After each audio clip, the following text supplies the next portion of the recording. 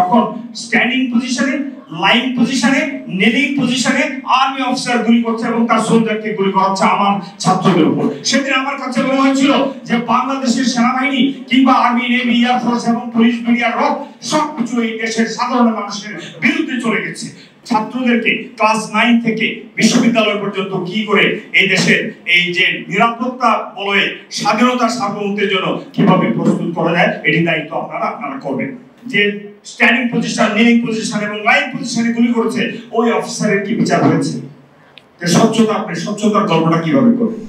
আমি ইমপ্রেস এবং আমি মনে হয় একটি স্বপ্নের মাঝে আছি, কারণ 8000 কিলোমিটার দূরে বসে আমি কথা বলতাম। আজকে এখানে generals, brigadier generals, colonels, majors, in fact আমার শ্রদ্ধেয় সিনিয়র, আমার প্রশিক্ষক এবং যারা আমার কলিগ, জুনিয়র, সবার সাথে আমি যে মিলিত হয়েছি, আমার মনে হচ্ছে একটা ডিভিশনে যে আমাদের ডিসকাশন হয়, মিলিটারি ডিসকাশন হয়, এরকম একটা মিলিটারি ডিসকাশনের আয়োজন করেছেন সাইফুল সাগর ভাই, আপনাকে অভিনন্দন।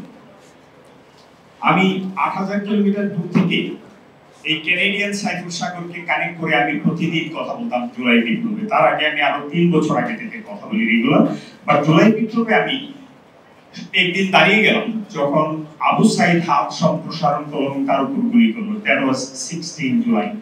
এই মুহূর্তে সরকার 16 জুলাইকে আমাদের এই আন্দোলন বা বিপ্লব বা শহীদ দিবস ঘোষণা করেছে এবং এই দিনটিতে আমার জেলা নেত্রকোনায় আমি প্রশাসনের সাথে বসে, জনতার সাথে বসে এটি উদযাপন করেছি। আমি তাদের আত্মার মাগফিরাত কামনা করে আবু সাইদ বা মীর মুগ্ধ তাদের কথা মনে করি 1400কে হত্যা করা হয়েছে, 1000কে অন্ধ করা হয়েছে, 2000কে হসপিটালে পাঠিয়ে দেওয়া হয়েছে, ইনফ্যাক্ট 10,000-এরও বেশি আহত ধরে ধরে এখন মরছে। তাদের প্রতি শ্রদ্ধা রেখে এই জুলাই বিপ্লব কিংবা আন্দোলনকে আমি নতুন স্বাধীনতা হিসেবে নিচ্ছি। আমাদের এই নতুন স্বাধীনতার ফসল হলো আজকে আপনি এবং সাগর ভাই এখানে ঢাকা জাতীয় প্রেস ক্লাবে আয়োজন করেছেন, আমরা বসে আছি। আমার চোখে পড়ছে হাতে গোনা 1-2 জন কথা বলেছে, 1-2 জন, আর কেউ না। নাম I have not seen any general, I have not seen any brigadier general, I have not seen any colonel, 1 or 2, and that too majors. I am taking you to 54 বছর আগে বাংলাদেশের স্বাধীনতা যুদ্ধে 5টি ব্যাটালিয়ন কাজ করেছিল। সিনিয়র মোস্ট মেজর ছিলেন major Zia Rahman, তারপর Shafiullah, Khaled Musharraf and so on. একটা জেনারেল ছিলেন না, একটা ব্রিগেডিয়ার জেনারেল ছিলেন না, একটা কর্নেল ছিলেন না। কর্নেল ছিলেন জেনারেল ওসমানী, তিনি রিটায়ার, কর্নেল রব রিটায়ার, আর বাকিরা সব সার্ভিং ছিলেন। আমার কাছে কষ্টের মনে হয় মুক্তিযুদ্ধ নিয়ে আমি গত 15 বছর যে গবেষণা করেছি সেখানে আমি এই প্রশ্নটি রেখেছি যে serving brigadier general 1 dozen, serving general half এ ডজন, তাদের সামনে 57 জন অফিসারকে হত্যা করা হলো। আপনারা কি দায়িত্ব পালন করবেন? যারা দায়িত্বে ছিল তাদের সবার ডেকে এনে এখন কোর্ট মার্শালে তাদেরকে প্রশ্ন করা হোক এবং তাদের এই সত্য বের করা হোক। Why they fail totally. আমার 57 জন অফিসারকে, আমার পোস্টকে, আমার সিনিয়র জেনারেল টু ক্যাপ্টেন কেন হত্যা করা হলো? কে করলো? তার চেয়ে আগে কেন হত্যা করা হলো? কেন এই ইন্টারভেনশন ছিল না? সুতরাং আমি এখানেই রাখি। আমার কলিগ সিনিয়রদের প্রতি আমি আর বিশুদ্ধার না করে আমি আসছি এখন এই 54 বছর পরে ছাত্ররা ফ্রন্ট লাইনে ছিল। স্বাধীনতা যুদ্ধে 5টি ইস্ট বেঙ্গল এবং সেনাবাহিনী অফিসাররা ফ্রন্ট লাইনে ছিল, তারপরে ছিল জনতা, তারপরে ছিল ছাত্র, আর এবার ছাত্ররা ছিল ভ্যানগার্ড। আপনারা সবাই এই ভ্যানগার্ড শব্দটা জানেন, যারা ফ্রন্ট লাইনে, অ্যাডভান্সের ফ্রন্ট লাইনে থাকে তাকে বলে ভ্যানগার্ড। ছাত্ররা ছিল ভ্যানগার্ড, তারপরে জনতা, তারপরে সবশেষে ছিল সেনাবাহিনী। 3 তারিখ সেনাবাহিনী লেফটেন্যান্ট, ক্যাপ্টেন, মেজর্স তারা যখন ইউনাইটেড হয়ে তরবারে যখন সেনাপ্রধানের সামনে দাঁড়িয়ে গেল তখন all generals they had to decide. জেনারেলরা এমনিতে ডিসাইড করে নাই। অত্যন্ত হরণ এবং সবচেয়ে বেশি শঙ্কিত হয়েছি, আমি সবচেয়ে বেশি ভয় পেয়েছি যখন স্ট্যান্ডিং পজিশনে, লাইন পজিশনে, নেলিং পজিশনে আর্মি অফিসার গুলি করছে এবং তার সোলজারকে গুলি করাচ্ছে আমার ছাত্রদের উপর। সেদিন আমার কাছে মনে হয়েছিল যে বাংলাদেশের সেনাবাহিনী কিংবা আর্মি, নেভি, এয়ারফোর্স এবং পুলিশ, মিডিয়ার রব সবকিছু এই দেশের সাধারণ মানুষের বিরুদ্ধে চলে গেছে। তখন আমি সাইফুল সাগরকে আমি ফোন করে বললাম, সাগর ভাই you have to sit down now, এখন আপনাকে বসতে হবে। এবং তিনিও তখনই বসলেন যে আমি বাইরে যাচ্ছি, যে আপনি বাইরে যাওয়ার সময় এখন আপনি বসলেন। তখন আমি বলেছিলাম সেনাবাহিনী যেখানে মোতায়েন হয়েছে, army is deployed not to kill my boys and girls, you have to protect the nation. আমি তার এই টক শোটা আমি করেছি ওয়েস্টমিনিস্টার পার্লামেন্টের পাশে বসে, একটি গাছের নিচে গাড়ি দাঁড়িয়ে আমি সেটি করেছি। এখনো এটি হাইয়েস্ট ভিউ। 2 দিনের মাথায় তিনি ফোন করে বলেন সিদ্দিক ভাই এটা 3 মিলিয়ন দেখেছি। আমার বক্তব্য হলো যে আমি প্রতিদিন 16 তারিখ থেকে প্রতিদিন রাজপথে নেমেছিলাম। আমি 3টি ওয়েতে বিপ্লব করেছি। এই 8000 কিলোমিটার দূর থেকে একটা হলো সেমিনারে যাওয়া, একটা ছিল রাজপথে যাওয়া, আরেকটা ছিল টক শো, সেমিনার, রাজপথ, House of Lords, House of Commons, Downing Street, Trafalgar Square, all those ছিল আমার নামে।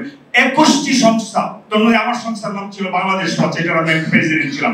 21টি সংখ্যা আমরা দলমত নির্বিশেষে পাবলিককে ডাক দিতাম। একদিন 5000, 10000, 15000, একদিন 20000 আমরা ডাউন থেকে হাইড পার্ক থেকে স্পিকার্স কর্নার থেকে 7 কিলোমিটার হেঁটে ডাউনিং স্ট্রিটে গিয়েছি।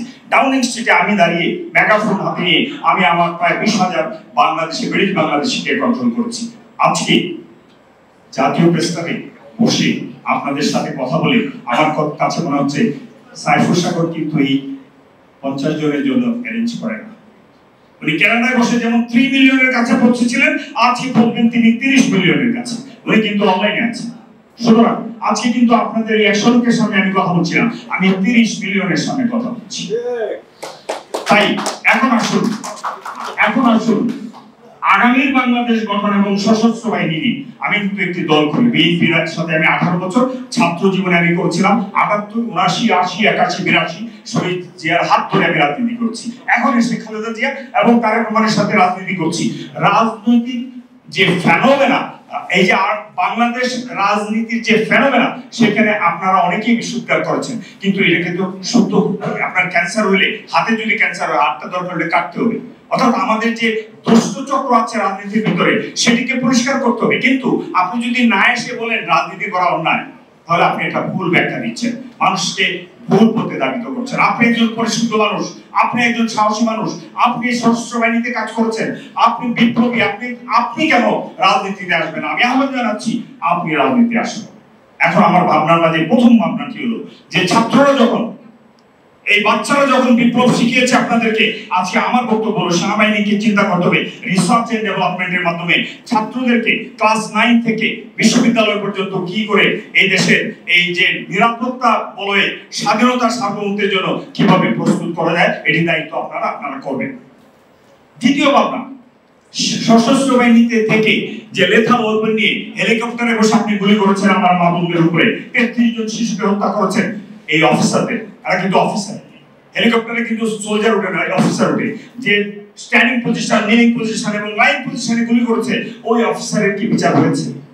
যে স্বচ্ছতা, আপনি স্বচ্ছতার গল্পটা কিভাবে করবেন? তার কি বিচার হয়েছে? তাদের বিচার হতে হবে। আমি যখন কথা বলেছি যে আমি বলেছি যে সেনাবাহিনী তোমার বিচার হবে, তখন ডিজিএফ এর 12টা অফিসার ওখানে বসা লন্ডনে আমার ওয়াইফকে ফোন করেছে, আমার ছেলেকে ফোন করেছে। ঠিক 27 তারিখে আমি বলেছি সাইফুর সাগর ভাইয়ের সাথে। আর 5 তারিখে যেদিন আমরা স্বাধীন হলাম, তখন আলতাবালি পার্ক আছে আমাদের শহীদ মিনার স্টাইলে একটা পার্ক এই সেন্ট্রাল লন্ডনে। সেই আলতাবালি পার্কে it is part of east London but very colocated to central. আমিও সেখানে দাঁড়িয়ে আছি। আমার ছেলে ফোন করে বলল, বাবা মাত্র 7 দিনের মধ্যে তুমি সাকসেসফুল। আমি আজকে আর বেশি চিন্তার কথাটা বলবো না। আমার বক্তব্য হলো, দেশকে যদি আপনি প্রোটেক্ট করতে চান, স্বাধীনতা সার্বভৌমত্ব রক্ষা করতে হয়, তাহলে আমাদের রাজনীতিতে অংশগ্রহণ করতে হবে। রাজনীতিকে পিউরিফাই করার জন্য আপনি একা দাঁড়াইতে হবে, যে নজরুলের কবিতার মতো বলবীর ছিল উন্নত মঞ্চের। আর সেই সাথে আমার নতুন প্রজন্মকে সম্পৃক্ত করতে হবে। ধন্যবাদ।